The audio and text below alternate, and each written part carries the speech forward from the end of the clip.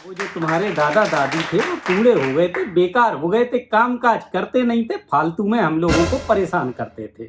नमस्कार, सलाम, सत श्री अकाल। मैं अमित निरंजन फिर एक बार अपनी नई कविता लेके आपके सामने प्रस्तुत हूँ। आज की कविता का शीर्षक है मेरी बीवी खुश क्यों है साहब। वैसे तो आजकल जो वक्त चल रहा है उसमें बीवियां जरा कम ही खुश होती हैं।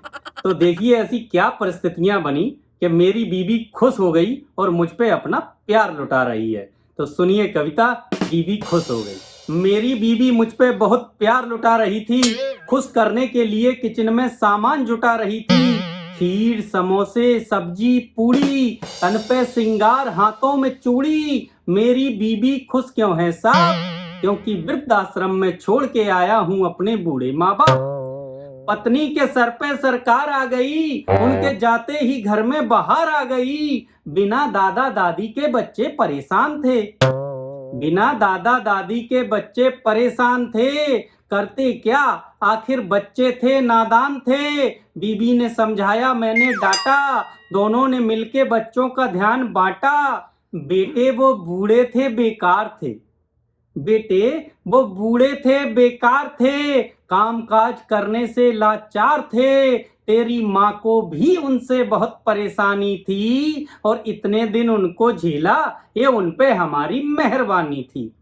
तो ऐसा करके मैंने और मेरी बीवी ने अपने बच्चों को समझा दिया कि बेटा वो जो तुम्हारे दादा दादी थे वो बूढ़े हो गए थे, बेकार हो गए थे, कामकाज करते नहीं थे, फालतू में हम लोगों को परेशान करते थे। तो देखिए अब आगे कविता में क्या होता है। वक्त बदला, हम लोग बूढ़े हो गए, बच्चे बड़े हो गए।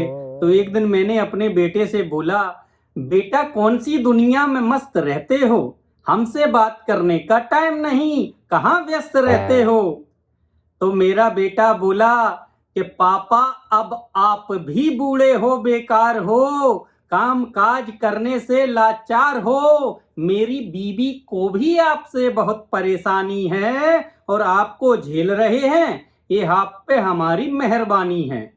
मुझे याद आया ये वही शब्द थे जो मैंने प्रयोग किए थे, अपने माँ बाप को दुख देकर मैंने ये उपयोग किए थे।